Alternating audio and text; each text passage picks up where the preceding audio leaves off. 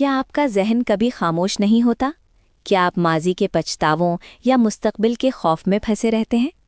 سوچیں، اگر میں آپ کو بتاؤں کہ آپ کی زندگی کے 90% مسائل صرف ایک چیز کی وجہ سے ہیں، آپ کا ذہن، اور اگر آپ اسے کنٹرول کرنا سیکھ جائیں تو آپ فوراً سکون، خوشی اور کامیابی پا سکتے ہیں۔ آج کی اس ویڈیو میں ہم سیکھیں گے اب میں جینا، وہ راز جو آپ کی زندگی بدل سکتا ہے۔ آپ اس وقت کہاں ہیں؟ نہیں، میرا مطلب ہے واقعی کہاں ہے؟ یا تو ماضی میں بھٹک رہا ہے یا مستقبل کی فکر میں ڈوبا ہوا ہے۔ ہماری پوری زندگی اسی جنگ میں گزرتی ہے، سوچوں کی جنگ۔ لیکن ایک حقیقت ہے، آپ کا ذہن نہیں ہے۔ یہی اس کتاب کا سب سے طاقتور سبق ہے۔ چیپٹر 2، ایگو، جھوٹی شناخت۔ ایگو کیا ہے؟ ایگو وہ آواز ہے جو آپ کے سر میں چلتی رہتی ہے۔ میں بہتر ہوں، میں ناکام ہوں، لوگ کیا سوچیں گے؟ یہ سب جھوٹ ہے۔ یہ صرف ایک ایلیوژن ہے۔ جب آپ ایگو کو اپنی شناخت بنا لیتے ہیں تو آپ کبھی خوش نہیں رہ سکتے۔ چیپٹر 3، پریزنٹ مومنٹ کی طاقت۔ ساری زندگی صرف ایک لمحہ ہے، اب۔ نہ ماضی حقیقت ہے، نہ مستقبل، صرف یہ لمحہ۔ وقفہ۔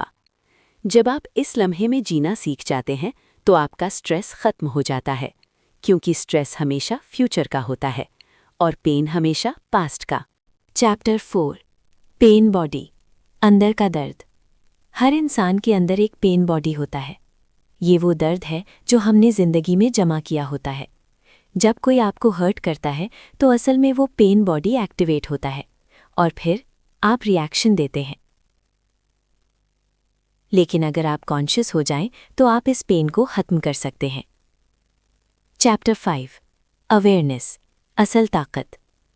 زندگی بدلنے کا سب سے آسان طریقہ کیا ہے؟ اویئرنیس۔ جب آپ اپنی سوچوں کو آبزرو کرتے ہیں تو آپ ان کے غلام نہیں رہتے، آپ صرف دیکھتے ہیں، اور دیکھنا ہی آزادی ہے۔ Chapter 6، mind versus consciousness. Mind ہمیشہ شور کرتا ہے، کانشیسنیس ہمیشہ خاموش ہوتی ہے۔ مائنڈ پرابلم کریٹ کرتا ہے، کانشیسنیس پیس دیتی ہے۔ جب آپ کانشیس ہوتے ہیں تو آپ کے اندر سکون آ جاتا ہے۔ مائنڈ ہمیشہ شور کرتا ہے، کبھی غور کیا ہے؟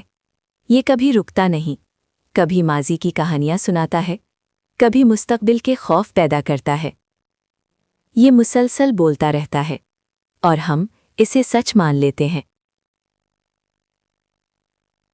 لیکن کانشیسنیس ہمیشہ خاموش ہوتی ہے۔ وہ نہیں بولتی، وہ صرف دیکھتی ہے، وہ صرف محسوس کرتی ہے۔ مائنڈ پرابلمز کریٹ کرتا ہے، کانشیسنیس پیس دیتی ہے۔ مائنڈ کہتا ہے کچھ غلط ہے، تم کافی نہیں ہو، کل کیا ہوگا؟ لیکن کانشیسنیس کہتی ہے سب ٹھیک ہے، صرف اس لمحے میں رہو۔ جب آپ کانشیس ہوتے ہیں تو آپ اپنے خیالات سے الگ ہو جاتے ہیں۔ آپ انہیں کنٹرول نہیں کرتے، آپ صرف انہیں آبزرو کرتے ہیں۔ اور یہی آبزرویشن آپ کو آزاد کر دیتی ہے، اور پھر ایک عجیب سا سکون آتا ہے۔ نہ کوئی خوف، نہ کوئی بے چینی، صرف خاموشی۔ اور اس خاموشی میں آپ خود کو پاتے ہیں۔ چیپٹر 7، ایکسیپٹنس، مزاحمت ختم کریں۔ زندگی میں سفرنگ کیوں ہوتی ہے؟ کیونکہ ہم ریالٹی کو ایکسیپٹ نہیں کرتے۔ ہم کہتے ہیں یہ کیوں ہوا؟ ایسا نہیں ہونا چاہیے تھا۔ لیکن سچ یہ ہے، جو ہو رہا ہے وہی ہونا تھا۔ جب آپ ایکسیپٹ کرتے ہیں تو ریزسٹنس ختم ہو جاتی ہے اور سکون آ جاتا ہے۔ کیا آپ نے کبھی غور کیا ہے کہ ہم زندگی میں سب سے زیادہ تھکتے کب ہیں؟ جب ہم لڑ رہے ہوتے ہیں، زندگی سے، حالات سے اور خود سے۔ ہم کہتے ہیں یہ میرے ساتھ کیوں ہوا؟ ایسا نہیں ہونا چاہیے تھا، میں اس کو قبول نہیں کر سکتا۔ اور یہی وہ لمحہ ہوتا ہے جہاں سفرنگ شروع ہوتی ہے۔ درد ہمیشہ حالات سے نہیں آتا، درد مزاحمت سے پیدا ہوتا ہے۔ سوچیں، اگر بارش ہو رہی ہو اور آپ بارش کو روکنے کی کوشش کریں تو کیا ہوگا؟ آپ تھک جائیں گے، لیکن بارش نہیں رکے گی۔ بالکل اسی طرح जब आप जिंदगी के किसी वाक़े को एक्सेप्ट नहीं करते तो आप अंदर से टूटने लगते हैं। एक्सेप्टेंस क्या है? एक्सेप्टेंस का मतलब हार मानना नहीं है। एक्सेप्टेंस का मतलब है जो हो रहा है उसे मान लेना, ये कहना ये इस वक्त मेरी रियलिटी है। जब आप एक्सेप्ट करते हैं तो आपके अंदर रेजिस्टेंस खत्म हो जाती है, और जहां रेजिस्टेंस खत्म होती है वहीं सुकून शुरू होता है। रेजिस्टेंस क्या करती है? रेजिस्टेंस आपको प्रेजेंट मोमेंट से निकाल देती है। आप या तो माजी में चले जाते हैं या फ्यूचर के खौफ में खो जाते हैं, और फिर आप कभी भी इस लम्हे में जीना नहीं सीखते। जिंदगी एक दरिया है। जिंदगी को एक दरिया समझें। अगर आप इसके फ्लो के खिलाफ तैरने की कोशिश करेंगे तो आप थक जाएंगे, डूब जाएंगे।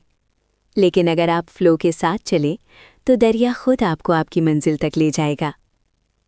एक कहानी, इमोशनल कनेक्शन। एक शख्स था, उसकी नौकरी चली गई। वो हर दिन यही सोचता था, ये मेरे साथ क्यों हुआ, मेरी ज़िंदगी ख़त्म हो गई। वो रेजिस्टेंस में था और इसी वजह से वो डिप्रेशन में चला गया।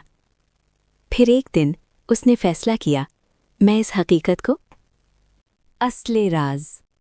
एक्सेप्टेंस आपको कमज़ोर नहीं बनाती, एक्सेप्टेंस आपको आज़ाद बनाती है। क्योंकि जब आप एक्सेप्ट करते हैं तो आपका माइंड क्लियर हो जाता है, और क्लियर माइंड ही सही डिसीजन ले सकता है। Practical technique. अगली बार जब कोई मुश्किल सिचुएशन आए तो फौरन रिएक्ट ना करें। वक्फा, खुद से एक सवाल पूछें, क्या मैं इस लम्हे को एक्सेप्ट कर सकता हूँ? फिर एक गहरी सांस लें और कहें, यही हकीकत है और मैं इसे मानता हूँ। आप देखेंगे आपके अंदर एक अजीब सा सुकून आ जाएगा।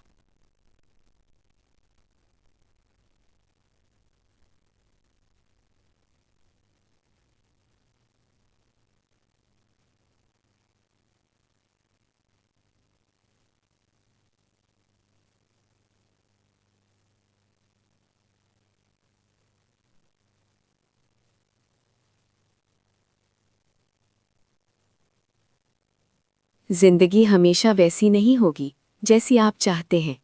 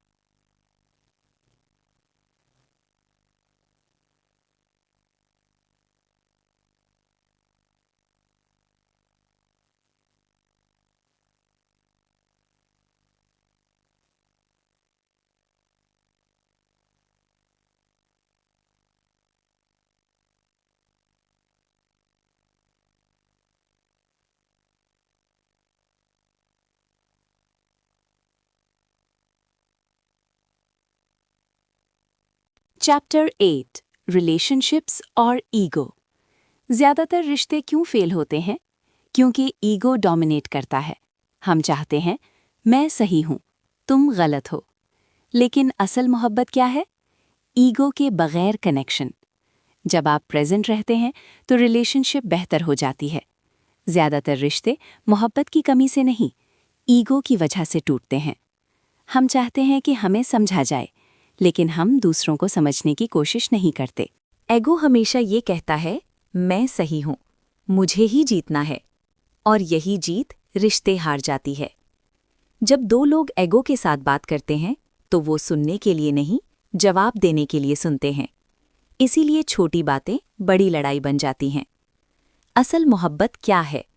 प्रेजेंस, एक्सेप्टेंस, बगैर जजमेंट के सुनना।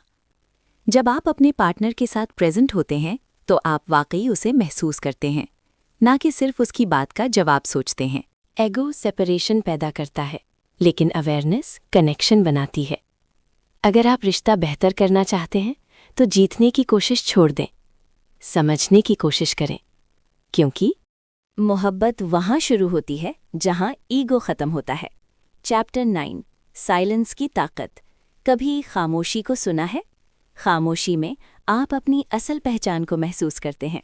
ये वो जगह है जहाँ सुकून है, जहाँ क्लैरिटी है, और यही असल ज़िंदगी है। साइलेंस की ताकत, the power of silence. The power of now में खामोशी को सिर्फ आवाज़ का ना होना नहीं कहा गया, बल्कि इसे अंदरूनी सुकून, शऊर और असल ताकत का दरवाज़ा बताया गया है। खामोशी क्या है? खामोशी सिर्फ ये नहीं कि आप बोल नहीं रहे। असल खामोशी वो है जब आपका जहन भी खामोश हो जाए, यानी ना माजी की आवाज़, ना मुस्तकबिल की फ़िक्र, सिर्फ ये लम्हा।